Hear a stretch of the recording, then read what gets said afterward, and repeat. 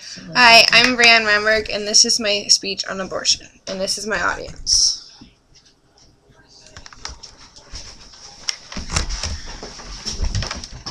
Okay. An abortion is a termination of pregnancy resulting in the death of the unborn child. I believe that abortion is wrong, except in the case that the child is endangering the mother's life, and the person must choose between herself and the baby. There is an estimate of 45 million abortions per year, and about 20 million of these are performed illegally because of their country's laws. These numbers are compared to an estimate of 128.6 million births in the world per year. There are over 1 million deaths of unborn children in the world each month. About 1% of these abortions are influenced by a pregnancy that has resulted in the case from rape or incest. In the United States alone, up to 15,000 abortions are because of wrongful sexual acts. The women feel that they cannot raise a child without being constantly reminded of these violent acts. In Africa, their laws state that abortion is legal, and although they are still, people attempt to do these themselves by having unsafe and illegal abortions, and about 4 million deaths occur annually because of this. Abortion rate in North Dakota alone was 1,357 in 2004, and the all-time high was in 1982 at 3,076. 16 to 19 is the age group in which is the highest in 2004, which is a total of 751, when 15 and under are only at 5, and then 16 to 19 are at 224. And post-life groups believe that women who have an abortion undergo what is called post-traumatic abortion syndrome. The women receive negative reactions such as massive feelings of guilt, severe depression, shame, anxiety, remorse, grief, and helplessness. Women all react in different ways and at different times, and some are unaware of these effects for many years. A woman of the pro-life supporters once said that it is because I still believe so strongly in the right of a woman to protect her body that I now oppose abortion. The right must now begin when her body begins, and it must be hers no matter where she lives, and even if she lives in her mother's womb. And they say, the pro-life group says that a fetus is a separate human being whose rights begin in the womb and extend after birth. Religion also plays a very important role in the controversy of abortion.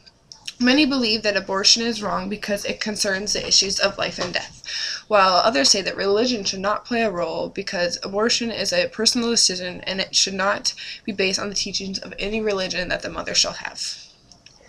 Hippocrates in Greek mythology was a father of medicine. He believed that it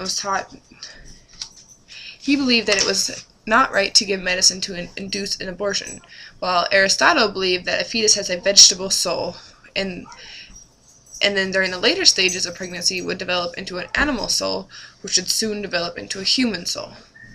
This process was called delay ensoulment, which is widely accepted by the people at its time. People around the globe who are firmly against abortion show their views in different ways. For instance, a man named John C. Salvia took matters into his own hands. He shot and killed 2 receptionists,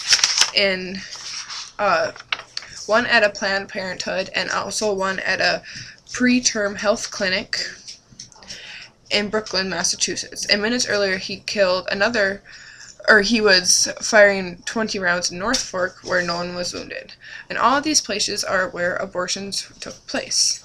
And some of these violent incidents have included arson, bombing, stalking, assault, sabotage, burglary, and murder. Roe v. Wade was a U.S. Supreme Court decision in 1973, which stated that a pregnant woman had the constitutional right to have an abortion, at least through the first 3 months of pregnancy. This interfered with the state's laws against abortion. Ever since the case of Roe v. Wade, abortion has become a controversial issue between the mother's rights and the child's. An ethicist and humanist gives the rights to the mother over the unborn baby. She says that a fetus is merely part of the mother's body and is entirely hers to dispose of. Others say that this process begins at conception and continues until death. This gives the baby's rights for the moment of conception that continue through birth and until death. Many people debate on whether the father of the baby should have a say into whether to have an abortion or not, but some groups say yes because the baby is just as much his as it is the mother's, while other groups say no because it's the woman's body that's being disrupted and disturbed, not the father's. Abortion techniques for the first trimester, 1 to 3 months, include dilation, curettage, RU-486 or Myprex, which are drugs that cause the death of the fetus, methotrexate, suction, aspiration. For the second and third trimester, which is 4 to 6 months and 7 to 9 months, they include dilation, evacuation, instillation methods such as salt poisoning and urea, prostaglandins, hysterectomy, and partial birth abortions. A partial birth abortion is a procedure in which the doctor pulls the living baby out of the womb feet first, leaving the head lodged inside the cervix. The doctor then stabs the baby with a metal instrument into the back of the baby's skull. He inserts a tube into that wound that has a powerful suction machine which removes the baby's brains. And this causes the skull to collapse. The doctor then delivers the now dead baby. And this kind of abortion is performed 3,000 to 5,000 times a year, and the majority of this kind of abortion is being performed on healthy babies and healthy mothers. With this kind of abortion, in most cases, if the baby was pulled out fully at the time of abortion, it could survive on its own, being premature with the help of doctors and medicine. Think of all the innocent lives that have been terminated because the mother is too selfish. She has selfish acts to kill her unborn child. She thinks that having the right to choose to have an abortion is more important than the baby's having the right to live. Instead of killing the child, some people could have the baby through the entire pregnancy, and if you can go that long and still want to give up if you still want to not keep your own flesh and blood, give it up for adoption. Help some other family have a child who cannot have one on their own for some reason. The mother should not be able to decide if the unborn child has the right to live or not. And the conclusion to my speech is that I still firmly believe that abortion is wrong in all cases, unless it's endangering the life of the mother.